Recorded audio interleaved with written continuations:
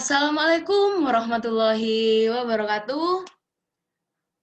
Halo semua, perkenalkan nama saya Siti Aminah, saya dari kelas Akuntansi A Angkatan 2020 dengan NIM 222 11 0-nya 4 kali dan 1. Di sini saya akan menjelaskan Islam dan larangan riba. Apa itu riba? Terus, apakah itu riba itu haram? Apakah tidak? Bagaimana caranya sih mengatasi riba? Terus apa aja sih dampaknya riba? Mungkin nanti saya akan bantu jelaskan di selanjutnya. Oke, next ya. Selamat menyaksikan. Pengertian riba.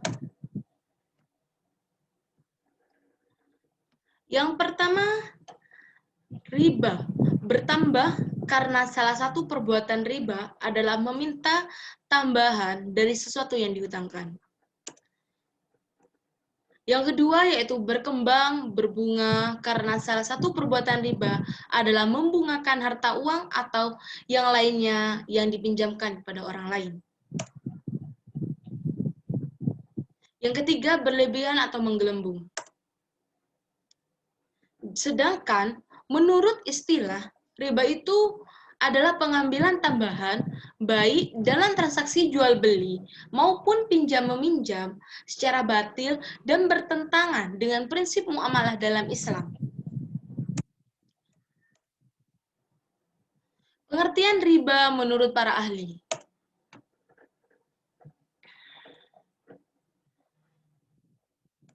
Yang pertama yaitu menurut Imam An-Nawawi dari Mazhab Syafi'i. Menjelaskan bahwa bentuk riba itu adalah penambahan atas harta pokok karena unsur waktu.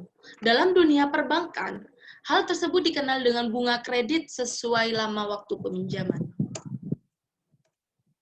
Sedangkan yang kedua, menurut Imam Ahmad bin Hambal, pendiri mazhab Hambali, yang menjelaskan bahwa riba itu adalah seseorang memiliki utang, maka dikatakan kepadanya, apakah yang melunasi atau membayar lebih? Jikalau tidak mampu melunasi, ia harus menambah dana dalam bentuk bunga pinjaman atas penambahan waktu yang diberikan. Dalil tentang riba.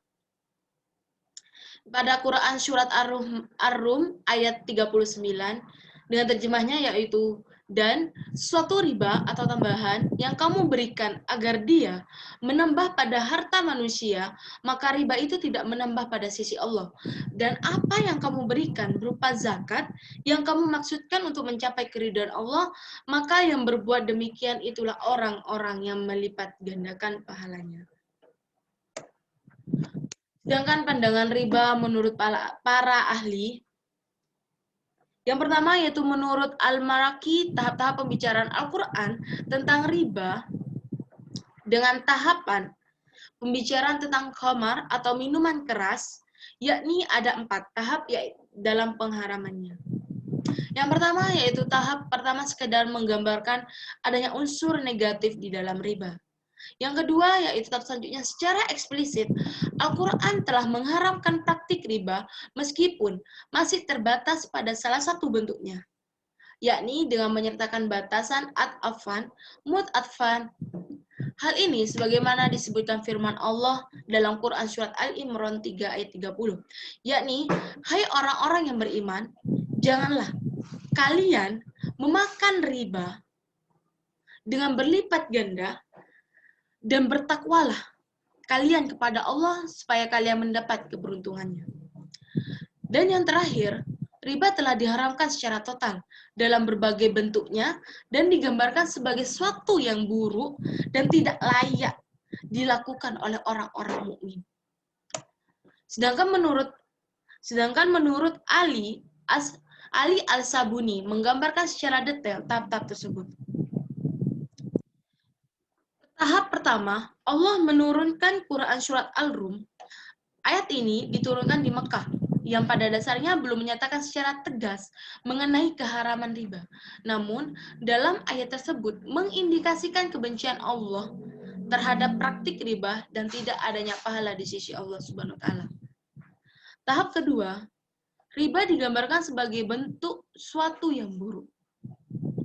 di mana Allah Subhanahu wa taala telah mengancamkan akan memberi balasan yang keras kepada orang Yahudi yang akan memakan riba. Pada tahap ini Allah menurunkan Quran surat An-Nisa ayat 160 sampai dengan 161. Ayat ini termasuk ayat Madaniyah yang memberi pelajaran bagi kita bahwa Allah Subhanahu wa taala menceritakan tentang perilaku yang Yahudi yang telah diharamkan untuk memakan riba, namun mereka tetap memakannya.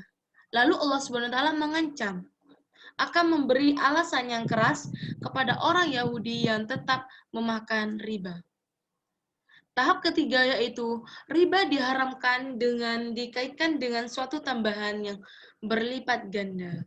Pada tafsir berpendapat bahwa pengambilan bunga tingkat yang cukup tinggi merupakan fenomena yang banyak dipraktikkan pada masa tersebut. Pada tahap ini Allah menurunkan Quran surat Ali Imran ayat 130. Yang keempat yaitu adalah merupakan tahap yang terakhir dengan diturunkannya Quran surat Al-Baqarah ayat 278 hingga 279.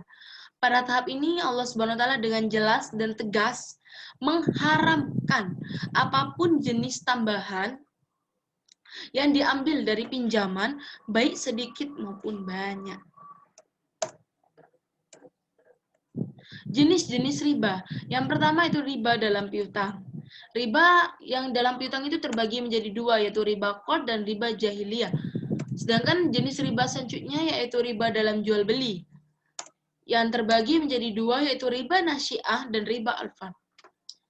Di sini saya akan memberi penjelasan apa itu riba qard dan apa riba jahiliyah. Nah, dan untuk riba qard itu merupakan suatu pemanfaatan atas tingkat kelebihan tertentu yang disyaratkan terhadap yang berutang atau mutarid. Nah, sedangkan untuk riba jahiliyah, yaitu utang itu dibayar lebih dari pokoknya karena si peminjam tidak mampu membayar utang dalam waktu yang telah ditetapkan. Dan untuk riba dalam jual beli itu kan terbagi menjadi dua. Ya, yang pertama itu riba nasi'ah dan yang kedua riba arfad. Nah, untuk riba nasi'ah ini merupakan riba yang berasal dari kata nasya'ah yang bermakna menunda, menangguhkan, menunggu atau merujuk pada tambahan waktu yang diberikan kepada peminjam untuk membayar kembali pinjamannya dengan memberikan tambahan atau nilai lebih.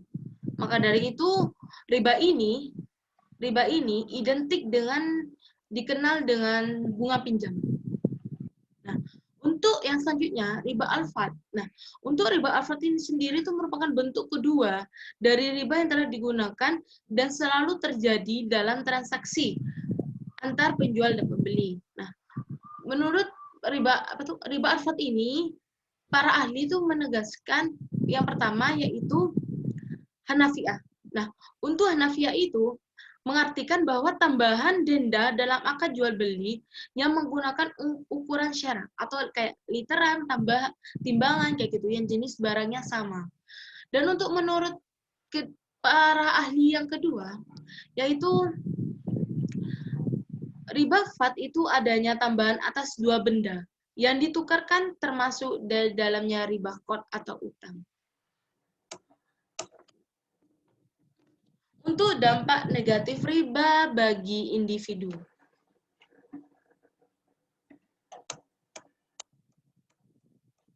Nah, untuk yang pertama itu adalah merupakan perilaku yang dibenci Allah. Yang kedua, riba merupakan akhlak jahiliyah. Yang ketiga, pelaku riba akan menunjukkan kelemahan dan lenyapnya takwa dalam diri pelakunya. Yang keempat, itu adalah pelaku riba akan dijauhkan dari rahmat Allah. Astagfirullah. Yang kelima, pemakan riba akan diazab setelah meninggal. Yang keenam, memakan riba merupakan suatu perbuatan yang mengantarkan kepada kebinasaan. Sedangkan yang terakhir yaitu Allah akan menolak atau tidak menerima sedekah jika sedekah itu diperoleh dari riba. Hikmah pelarangan riba. Yang pertama yaitu memotivasi orang muslim untuk menginvestasikan pada usaha-usaha bersih dari penipuan dan kesulitan. Yang kedua yaitu menjauhkan orang muslim dari sesuatu yang menyebabkan kebinasaan. Yang ketiga, berkembangnya badan usaha yang berbasis syariah. Yang keempat, melindungi harta orang muslim agar tidak termakan dengan hal yang batil. Yang kelima, menyadarkan orang muslim bahwa riba menyusahkan dan merugikan saudaranya sesama muslim. Yang ketujuh, membangun sistem syariah dalam kegiatan ekonomi. Dan yang terakhir, menghilangkan sifat tamak dan serakah. Dan ini merupakan contoh dalam kehidupan sehari-hari riba, yaitu kita memberikan uang lebih kepada seseorang yang telah membantu kita agar seperti kayak mempercepat pekerjaan yang kita lakukan. Contohnya, seperti misalnya ya, kalau dalam kehidupan sehari-hari itu misalnya saya memberi pinjaman kepada Anda. Nah, itu berupa uang misalnya sebesar 1 juta, misalnya seperti itu. Dan Anda tuh mengembalikan kepada saya tidak sesuai dengan waktu yang Anda janjikan. Nah, apakah saya berhak untuk meminta bunga kepada Anda? Tentu tidak, karena dari bunga itu merupakan riba, menghasilkan riba dari bunga yang diberikan atau yang kamu minta kepada orang kepada orang yang kamu pinjamkan. Maka dari itu, jangan sesekali-kali kamu jika ingin membantu seseorang dan sekali-kali kamu meminta imbalan atau meminta hal lebih. Seperti itu. Jika kamu minta hal itu, maka sama aja kamu melakukan riba. Dan sama aja kamu bakal dibenci oleh Allah dan kamu bakal dijauhi dari rahmat Allah. Itu. Dan yang terutama kamu bakal menyusahkan sesama muslim, sesama umat muslim. Dan mungkin cara mengatasinya ya, menurut saya pribadi yang ada, kalau pertama kamu melakukan melalui diri kamu sendiri dulu. Dengan cara kamu menjauhi akan itu riba, baik kamu melakukan atau kamu menerimanya. Nah, yang kedua, kamu itu memberikan arahan kepada terutama keluarga kamu sendiri untuk menjauhi apa itu riba, dan jangan sampai keluarga kamu itu terkena dalam kayak riba, melakukan suatu hal riba. Jangan sampai, karena bakal kasihan, bakal dia dibenci oleh Allah. Dan untuk yang ketiga, kalau kamu emang susah untuk memberikan ekspor keluar, seperti cara mengatasinya untuk orang-orang di sekitar kamu bisa melakukan perkumpulan atau suatu tim yang tentang untuk misalnya cara mengatasi riba, tim anti riba, yaitu tim anti riba yang bisa kamu lakukan dalam satu perkumpulan. Nah, itu bisa contohnya kamu kayak memberikan suatu pinjaman kepada orang-orang yang membutuhkan. Nah, itu tanpa meminta bunga. Dan itu kamu, ya udah, ini jangka waktunya segini. Gitu.